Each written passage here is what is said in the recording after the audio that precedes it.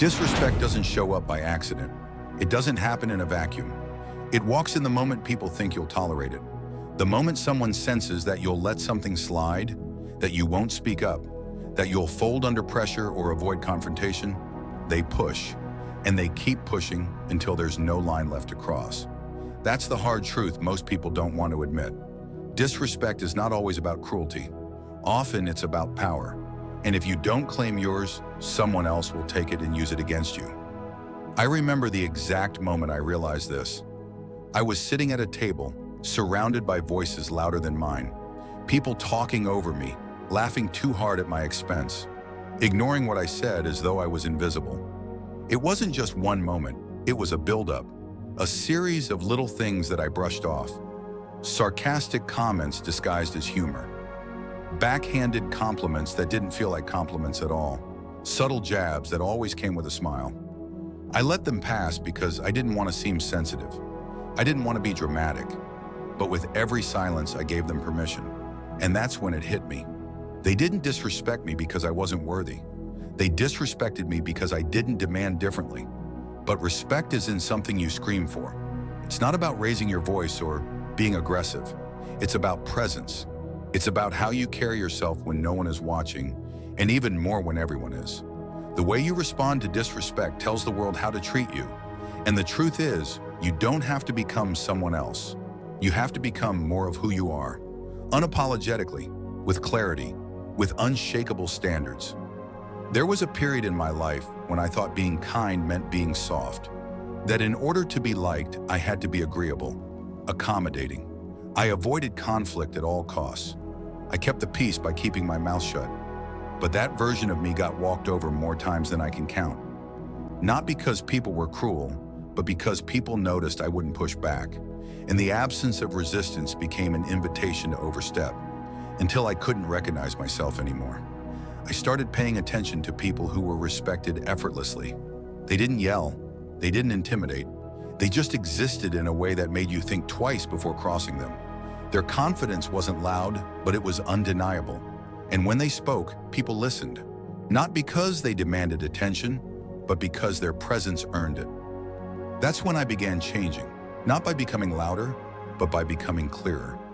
I started setting boundaries not as a punishment to others, but as a standard for myself. I stopped over-explaining, stopped justifying, stopped shrinking to make others feel comfortable, and the shift was instant. People who once joked at my expense stopped. People who interrupted me started listening. The same people who once dismissed me now waited for my reaction. Because here's what they don't tell you. People only treat you the way you train them to. If you've been tolerating subtle disrespect, brushing off slights, or letting people talk down to you, they've learned that it's okay, that you'll take it, that there are no consequences. But the moment you shift, the moment your silence becomes strength instead of submission, everything changes.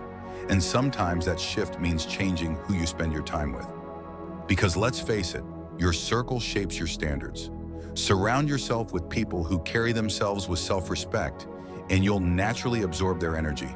You'll start holding yourself differently, speaking differently, expecting more from yourself and everyone around you. But if you stay around people who make excuses, who belittle ambition, who laugh at effort, that energy seeps into you too. There was a group I used to be close with, people I called friends. They were the type who made laziness look cool, who rolled their eyes at growth, who laughed at anyone who tried to change. I stayed with them longer than I should have, out of loyalty, out of habit, out of fear. And during that time, I noticed something shifting in me. I stopped sharing my goals. I started laughing at things I used to care deeply about. And worst of all, I tolerated their subtle jabs and disguised disrespect because I didn't want to seem like I couldn't take a joke. Until one day I couldn't do it anymore. I started pulling away. I began spending time with people who lived with purpose, people who challenged themselves, who didn't shrink from difficult conversations. And you know what happened? I started rising with them. I didn't have to demand respect, it followed me, because I had stepped into an environment that respected what I valued. And it wasn't just about who I was around, it was who I was becoming. When you surround yourself with strength, your own weaknesses are exposed, not to shame you, but to inspire growth. You can't stay the same when everyone around you is leveling up. But the opposite is also true. Stay around weakness too long, and you'll start making excuses instead of progress. You'll stop aiming high because no one around you is reaching for anything at all. People love to say, "But I don't want to leave my friends behind." That's noble. But sometimes it's not loyalty, it's fear. Fear of being alone. Fear of being judged. Fear of losing something familiar. But what you have to ask yourself is this: are you staying in a circle that's helping you grow? Or are you clinging to something that's slowly pulling you down? There's no growth without discomfort. And sometimes that discomfort comes in the form of walking away from people who once felt like home, not out of malice, but out of necessity, because your environment either feeds your strength or drains it. And when you're trying to build a life rooted in self-respect, you can't do it surrounded by people who benefit from your silence. The day I truly understood this was when an old friend said to me, "You've changed. You act like you're better than us now." At first I felt guilty, like maybe I was becoming arrogant. But then I realized that wasn't guilt, that was growth. Because the people who really respect you won't shame you for improving. They'll support you, they'll rise with you. The ones who try to pull you back, they're not afraid you'll leave them. They're afraid they'll have to face themselves if you do. If someone tries to guilt you into staying the same, into tolerating less, into dimming your light, they're not your friend. They're just afraid of the reflection they see when they look at you. And that's not your responsibility. Your job is not to make others comfortable with your progress. Your job is to grow, to elevate, to become the version of yourself that doesn't tolerate disrespect, not because you're mean, but because you value yourself too much to accept anything less. Respect isn't about power, it's about clarity. It's about knowing what you will and won't accept and living like it. When you do that, people don't question your standards. They rise to meet them or they leave. Either way, you win. I stopped explaining myself. I stopped laughing at jokes that weren't funny. I stopped accepting apologies with no change. And suddenly everything around me started shifting. The same people who once looked down on me began treating me differently. And it wasn't because I changed who I was. It's because I stopped pretending I was less than I am. That's what I want you to understand. You don't need to become someone else to earn respect. You just need to become fully, unapologetically, undeniably yourself. With boundaries, with presence, with standards that don't bend just because someone else feels uncomfortable. When you walk into a room with that kind of energy, you won't have to ask for respect. It will be the natural consequence of how you carry yourself. And the people who used to test your boundaries, they won't dare anymore. Not because you threaten them, but because they know they won't win. This is where it begins. The moment you decide that disrespect has no place in your life, not from others and not from yourself. The moment you stop waiting for people to change and start changing the way you respond. The moment you realize that the power was never in their words, it was always in your reaction. And once you take that power back, everything starts to shift. Slowly, quietly, but permanently. You start living in a way that makes people think twice before crossing the line. Because now that line isn't just implied, it's enforced. Not with anger, not with noise, but with certainty. And that's the kind of respect that lasts. The environment you place yourself in will either sharpen your edge or dull your spirit. There's no in between. You might think you're immune to it, that your mind is strong enough to rise above the energy around you. But no matter how disciplined you are, prolonged exposure to mediocrity wears you down. Not always with force, but with subtle erosion. A dismissive comment here, a joke at your expense there, a smirk when you share your goals, and slowly you start questioning yourself. You begin to ask if maybe you're aiming too high, if maybe you're too intense, if maybe, just maybe, you should slow down so you don't make others uncomfortable. That's the trap, and most people don't even realize they're in it until they've been sitting in it for years. I've been there. I've laughed at things that didn't feel funny just to fit in. I've nodded at comments I disagreed with just to avoid confrontation. I've stayed silent when I should have spoken up because I didn't want to be the difficult one. And all of it, every one of those tiny compromises added up. Until one day I looked in the mirror and didn't recognize the person staring back. I saw someone who was constantly filtering themselves, editing their words, adjusting their presence depending on who was around. I saw someone who had traded authenticity for acceptance, and it wasn't worth the price. That's when I started building again, from the inside out. I didn't just set boundaries with others, I started setting boundaries with myself. I stopped letting my thoughts run unchecked. I stopped entertaining doubt. And most importantly, I stopped surrounding myself with people who didn't reflect the version of me I was becoming. Because the truth is, your circle doesn't just influence your habits, it influences your identity. You become what you're around. And if you're constantly around people who normalize low standards, you'll lower yours too, without even realizing it. It starts subtly. You miss a workout because your friends want to hang out. You delay a project because someone told you it's not that serious. You laugh off disrespect because you've been told you're too sensitive. And suddenly, the version of you that once stood for something is replaced with someone who just goes along to get along. That's not peace. That's self-abandonment. The day I started spending time with disciplined, self-respecting people, everything shifted. I didn't even have to try to change. Just being around them elevated my behavior. They didn't waste time on gossip or complain about things they weren't willing to fix. They didn't mock ambition, they embodied it. They weren't loud, but their energy demanded respect. And being in that space made me level up.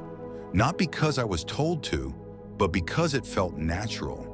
That's what happens when you place yourself in the right environment. You stop shrinking, you stop hiding, you start rising. The beautiful part? I didn't have to ask anyone to respect me. I didn't have to justify my dreams or explain why I was doing what I was doing. Respect followed because it was the natural result of how I carried myself, and more importantly, the kind of energy I kept around me. Weakness is contagious, but so is strength. And when you surround yourself with those who challenge you, who hold themselves to high standards, who don't flinch in the face of discomfort, you begin to do the same. But getting there means making hard decisions. It means saying no to people you've known for years. It means walking away from conversations that feel familiar but leave you empty. It means choosing growth over comfort, even when your heart wants to stay. And that's where most people hesitate. They convince themselves that cutting off negative influences is cruel, that maybe they're being too harsh, that maybe, just maybe, those people will change. But here's the truth. People rarely change unless they decide to. And waiting for someone else's evolution is a trap that keeps you stuck. I remember when I finally started stepping back from my old circle. One of them called me out. "You think you're better than us now?" he said. But it wasn't a question. It was a judgment, a challenge. And that's when it became clear to me. People who genuinely respect you don't shame you for growing. They cheer you on. The ones who try to make you feel guilty, they're afraid. Not of losing you, but of what your progress says about their stagnation. And that's not your burden to carry. If someone tries to guilt you for leveling up, take it as confirmation that you're on the right path. Because people who are secure in themselves don't feel threatened by your shine. Only those sitting in darkness will ask you to dim your light. And if your presence makes someone uncomfortable, it's not always a sign that you need to shrink. It might be a sign that you're finally stepping into the space you were meant to own. But respect isn't just about who you walk away from. It's about what you walk toward. It's not enough to avoid weakness. You have to earn your place among the strong. High-value people don't keep dead weight around. They don't tolerate those who drain the room, who don't contribute, who always take but never give. If you want to be in the room with them, you better bring something to the table. Discipline, focus, self-respect. They don't ask for perfection, but they expect progress. This is where a lot of people fall short. They want to be associated with excellence, but they don't want to earn it. They want to be around strong people, but they don't want to do what it takes to stand among them. And the truth is, if you're not growing, you're slowing everyone else down. The strong respect those who put in the work. They don't care where you started. They care about where you're headed. So if you want to be respected, become someone worth respecting. Not by chasing validation, but by becoming so skilled, so reliable, so disciplined, that people have no choice but to notice. Find something and master it. Whether it's communication, writing, leadership, fitness, design, it doesn't matter. Just pick something and commit. Because when you become exceptionally good at something, people naturally pay attention. Your competence speaks louder than your voice ever could. I used to think I was just a quiet person, that maybe I didn't have that spark that made people listen. But the truth was, I had nothing that made me stand out. I hadn't developed a skill, I hadn't put in the work. So I started. I chose one thing and got obsessed. I studied, I practiced, I failed. I got back up. I kept going even when no one was watching. And then one day, people started listening. Not because I was louder, but because I had something worth saying. That's the key. You don't need to ask for attention when you bring value.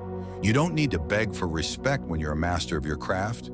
You don't need to chase validation when you're too busy chasing mastery. People respect those who are good at what they do, because skill is rare, dedication is rare, and anything rare is valuable. But most people never get there. They dabble, they try something for a few weeks, and when it gets hard, they quit. They want the outcome without the process, the applause without the sweat, and so they settle.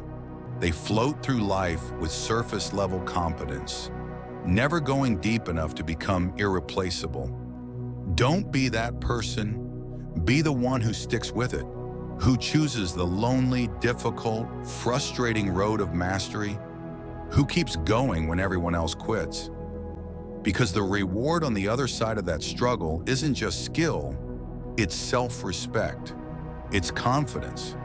It's the ability to walk into any room knowing that you bring something no one else does. And that's where respect begins. There's something unshakable about a person who has built themselves through consistency. Not loud consistency, not the kind you post online or speak about often, but quiet, relentless, intentional effort behind closed doors. The kind that leaves you sore and exhausted, but fulfilled. The kind that shapes your character more than it shapes your image. When someone lives like that, they begin to walk differently, not with arrogance, but with certainty. And when they speak, people listen, not because their voice is the loudest, but because it carries the weight of real experience. I once knew a man who barely said anything in meetings. He was always there, always listening, always paying attention. People often overlooked him, assuming he had little to add. But when he spoke, it was like the entire room leaned forward. Not because his words were fancy, not because he used buzzwords or tried to impress anyone, but because every sentence came from depth, from clarity, from living the thing he was talking about. You could feel it. He wasn't just speaking, he was delivering truth that had been earned. And truth, when it's real, needs no decoration. That's the kind of person I decided I wanted to be. The kind who doesn't have to advertise their value because it shows up in everything they do. You don't need to tell people you're disciplined if they see it in how you move. You don't have to declare your worth when your actions already do that for you. That's the secret people don't talk about. Real power is quiet. It doesn't announce itself. It doesn't compete. It just exists, and everyone around it adjusts. But getting to that place, it requires becoming dangerous. Not in the sense of harming anyone, but in the sense of being fully capable, deeply grounded, and unbothered by noise. Dangerous because you don't need anything from anyone. Dangerous because you've mastered your emotions. Dangerous because your peace can't be negotiated and your focus can't be disturbed. That's the version of yourself that people respect, not because you demand it, but because they'd feel foolish not to. The world doesn't respect weakness. It may sympathize with it, it may tolerate it, but it doesn't respect it. That's why so many people who rely on being liked end up feeling empty. They're bending, molding, adjusting who they are to keep the peace, to be accepted, to avoid discomfort. But in doing that, they're trading their power for approval. And the moment someone senses that you care more about their opinion than your own standard, you've already lost. I learned this the hard way. I used to think being agreeable meant being respected. I would over-apologize for things that didn't require an apology. I would say yes when I meant no. I'd let people interrupt me, talk over me, correct me even when they were wrong, just to avoid the tension. And at first, people seemed to like me. But over time, I realized something deeply unsettling. They didn't respect me because I didn't respect myself. You teach people how to treat you by what you tolerate. Every time you let someone cross a line without consequence, you erase the line. Every time you ignore your own discomfort to make someone else comfortable, you're telling them, my needs come second. And once that message is delivered, it's nearly impossible to take back unless you're willing to completely reintroduce yourself. And that's exactly what I had to do. I started with small things. I stopped saying sorry unless I meant it. I began correcting people when they misrepresented me. I practiced saying no without explanation. It felt awkward at first, like I was being rude, like I was breaking some social rule. But with every boundary I reinforced, I felt stronger, clearer, more myself. And something wild began to happen. The same people who once overlooked me started paying attention. The ones who talked over me began listening. The ones who thought they could walk all over me started keeping their distance. That's when it clicked. Respect isn't given, it's claimed. And not by force, but by frequency. By the consistent way you show up. By what you allow. By what you don't. People may test you, but they'll only keep pushing if they know you'll bend. The moment you stop bending, the moment you stand fully in your standard, the game changes. And the players either adjust or they leave. Let them leave. Let whoever can't handle your strength walk away. Let whoever feels threatened by your clarity exit the room. Because your job is not to make people stay. Your job is to be so solid in yourself that you attract what aligns and repel what doesn't. Not out of ego, but out of respect for yourself and for the energy you carry. And that energy, it's everything. It's how you enter a room. It's how you hold your silence. It's how you speak, how you listen, how you choose when to act and when to step back. People can feel your energy before you even speak. And if your energy says, I respect myself, they won't dare offer anything less. But if your energy says, I'm unsure, I'm insecure, I'll take what I can get, then disrespect becomes the default. I remember once being invited to speak at a panel with people far more experienced than I was. Part of me wanted to shrink, to play small, to defer. But I walked in with the energy of someone who belonged there. Not because I was pretending, but because I knew how much work I had put in to get there. I didn't try to dominate, I didn't try to impress. I just spoke with conviction. I stayed calm, I didn't rush. And by the end, one of the senior panelists turned to me and said, I see why they brought you here. That moment wasn't about recognition, it was about confirmation. That when you move with intention, when you walk with earned confidence, people notice, even when they don't say it. You don't have to prove yourself. You just have to be yourself, fully, unapologetically, unshakably. But here's the truth. Being that version of yourself means letting go of who you were. And that's not easy. There's grief in growth. You have to bear your need for approval. You have to let go of your attachment to being liked. You have to surrender your desire to be understood by people who never wanted to understand you in the first place. And that's painful. But it's also freeing, because the moment you stop trying to be acceptable, you start becoming powerful. You stop speaking to be heard and start speaking because you have something to say. You stop walking into rooms wondering if you belong and start owning the space like you were born for it. You stop reacting to disrespect and start responding with clarity, or not responding at all, because some situations don't even deserve your presence. There's a peace that comes with knowing you don't owe anyone access to you, that not every opinion deserves your response, that not every comment deserves your attention. You begin to conserve your energy to protect it like the precious resource it is. And people will notice. They'll feel the shift. Some will resent it, others will respect it. But either way, they'll never forget it. That's how you build legacy, not by shouting louder, but by standing firmer. Not by winning every argument, but by choosing which ones are even worth your time. Not by demanding respect, but by becoming the kind of person who makes disrespect impossible.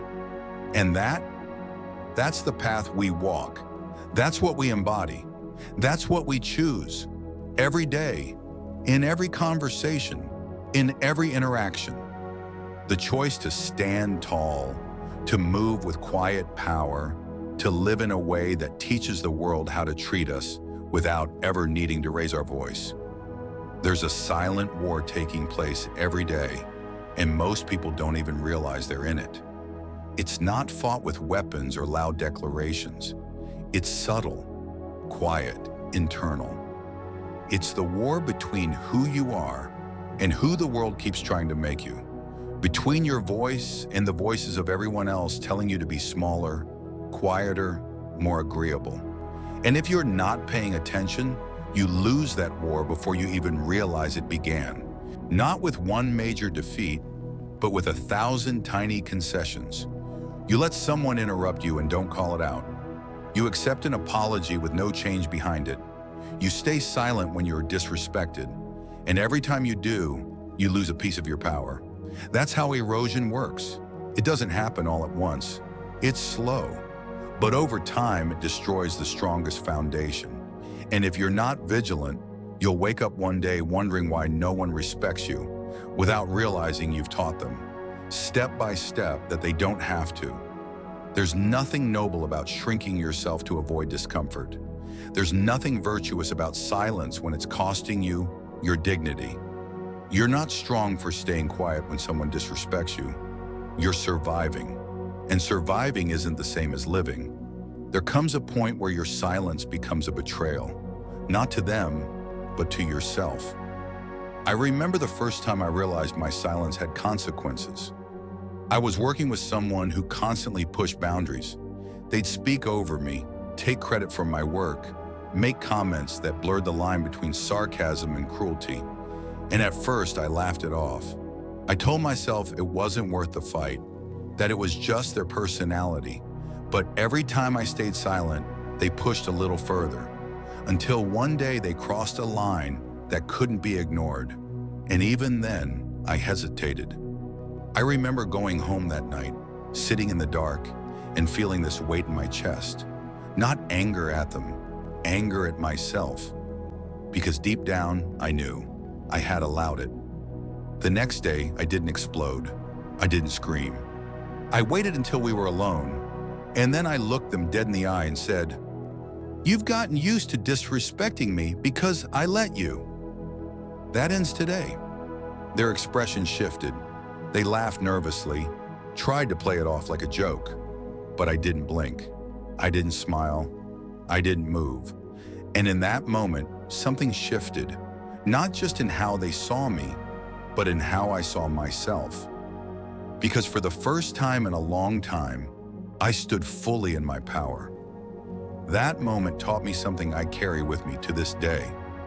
People will treat you as badly as you let them. If you don't set the standard, someone else will. And it won't be in your favor. Your boundaries aren't walls. They're fences with gates. They don't keep everyone out. They filter who gets in. And the lock on that gate, that's your self-respect. But you can't enforce a boundary you're afraid to set. And most people are terrified, not of being disrespected, but of being disliked. They fear confrontation. They fear awkwardness. They fear losing relationships. But what they don't realize is that by avoiding those short-term discomforts, they create long-term suffering. Every time you silence your voice to keep the peace, you start a war inside yourself. And eventually that war becomes unbearable.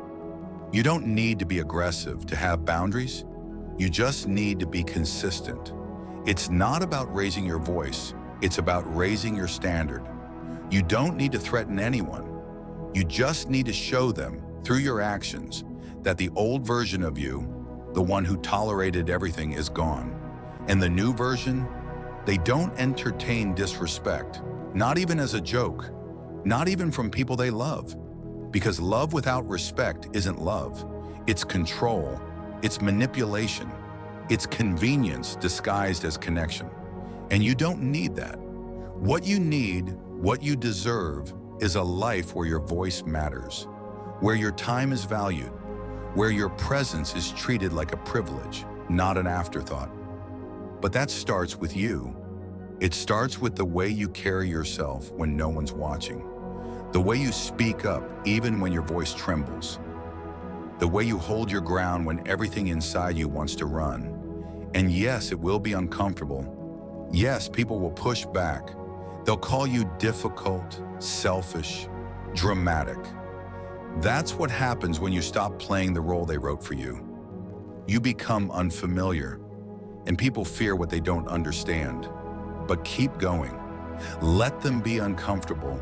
Let them adjust. Because your growth isn't about making others feel safe. It's about becoming someone you can live with. Someone you can respect when you look in the mirror. There's a moment that stays with me even now.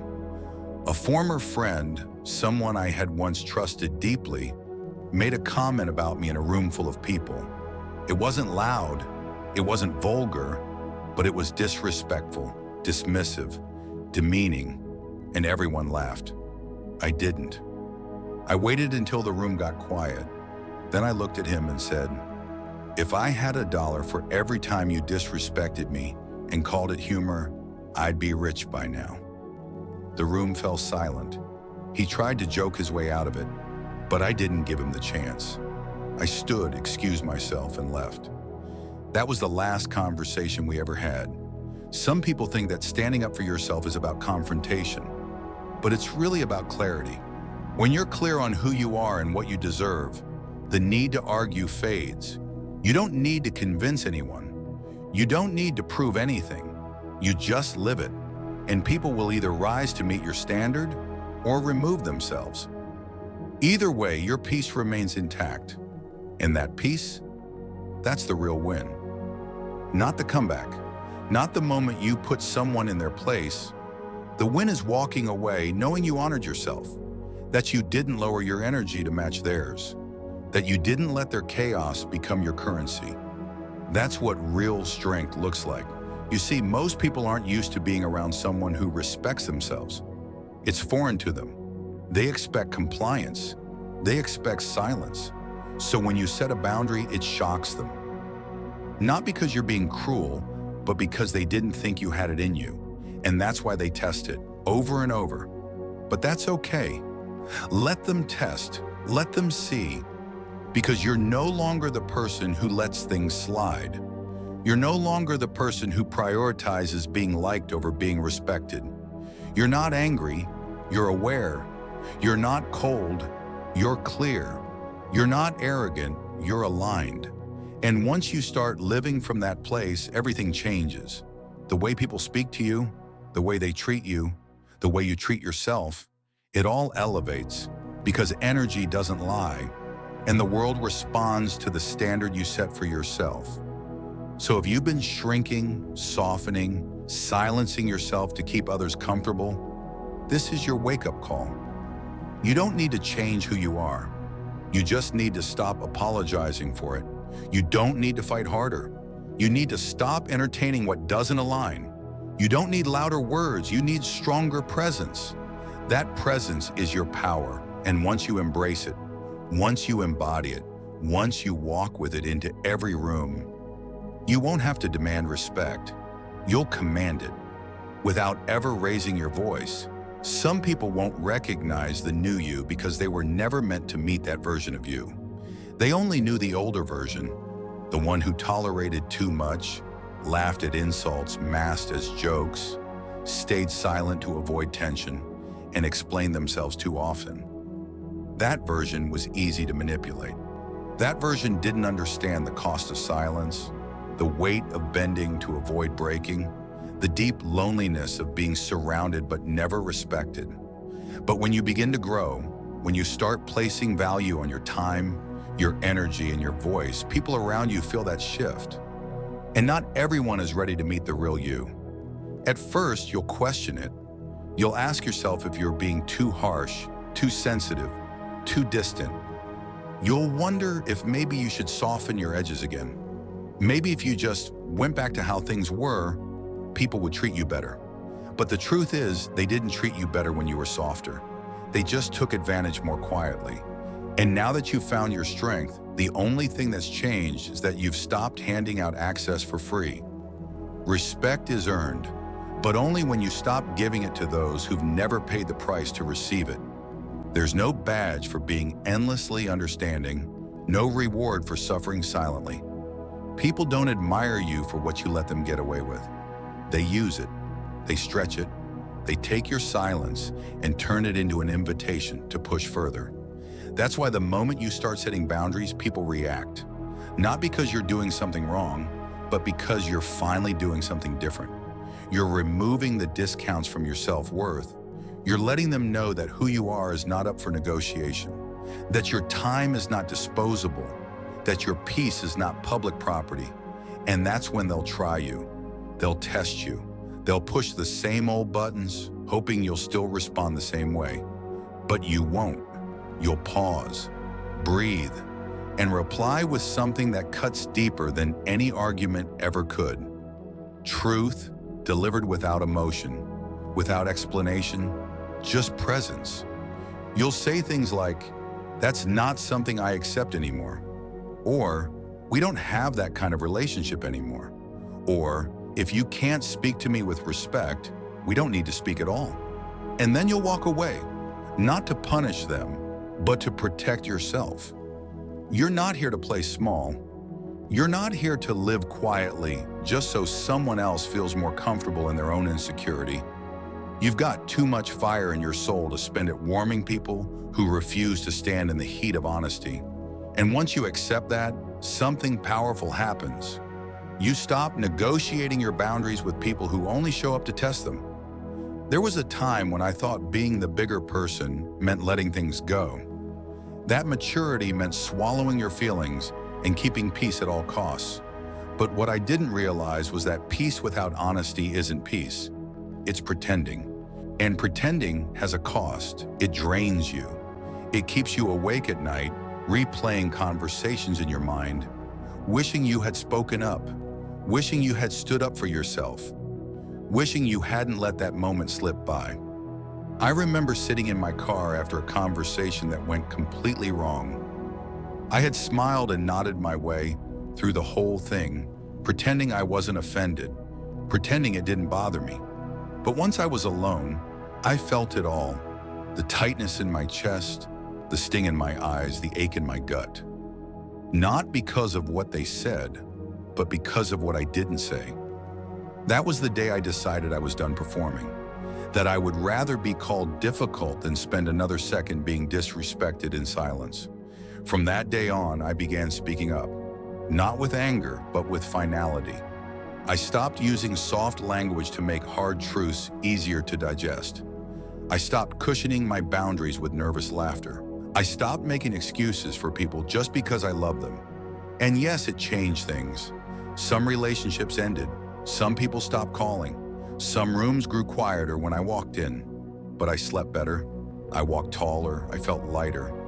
Because for the first time in a long time, I wasn't abandoning myself to be accepted by others. You learn to love yourself in the moments when you don't let yourself be mistreated. You build self-respect not in your victories, but in your boundaries. And each time you protect your peace, you reinforce the message to yourself. I am worth more than this. You see, there's a power in not reacting, not because you're afraid, but because you've evolved. You don't need to clap back at every insult. You don't need to match energy with someone operating from pain. You don't need to be louder to be heard. Sometimes your silence is the message. Sometimes walking away is the answer. Sometimes not responding is the most powerful response of all, because people notice, they feel it. When someone who used to explain everything suddenly stops responding to disrespect, it makes people pause. When someone who used to over-apologize starts saying, "That's not acceptable," it disrupts the pattern. And disruption makes people uncomfortable. But that discomfort, that's growth, for you and for them. And yes, there will be people who don't get it. People who label you as cold, distant, arrogant. But don't let that distract you, because those same people never questioned themselves when they were disrespecting you. They only question you now because you stopped making it easy for them. Let them think what they want. Let them say what they will, because at the end of the day, you have to live with yourself. And the version of you who knows how to say, "No, this is not okay," that's the version who sleeps peacefully at night. You don't owe anyone an explanation for your standards.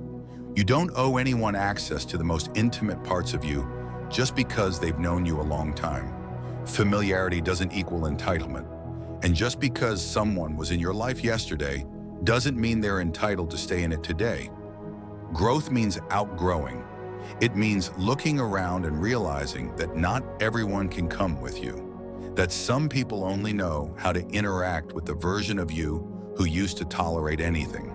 And when you change, they lose access, not because you're punishing them, but because they no longer match the frequency of your life. And that's okay. Your job is not to carry people who refuse to walk. Your job is not to keep making space for people who only fill it with disrespect. Your job is to protect your energy, your focus, your peace. And sometimes the best way to do that is by choosing solitude over chaos, silence over conflict, growth over guilt. This isn't about becoming hard. It's about becoming whole. It's about realizing that your voice matters, that your boundaries are valid, that your emotions are real, and anyone who tries to convince you otherwise isn't offering love. They're offering control, but not anymore, because the new version of you, the one you're building day by day, isn't built for convenience. You're built for purpose, for clarity, for truth. And as you continue to grow, you'll find that the people who are meant for you won't just respect your boundaries, they'll appreciate them. They'll rise to meet your standard. They'll honor your silence and value your words, because they're not afraid of your strength. They see it, and they respect it. And those who don't, they'll fall away naturally, quietly, as if they were never meant to stay. You will begin to feel a deep sense of alignment when you stop arguing with people who are committed to misunderstanding you. At first, it feels unnatural. You want to explain yourself. You want to correct their twisted version of the truth. You want to defend your integrity. But over time, you'll learn that silence holds more power than shouting ever could.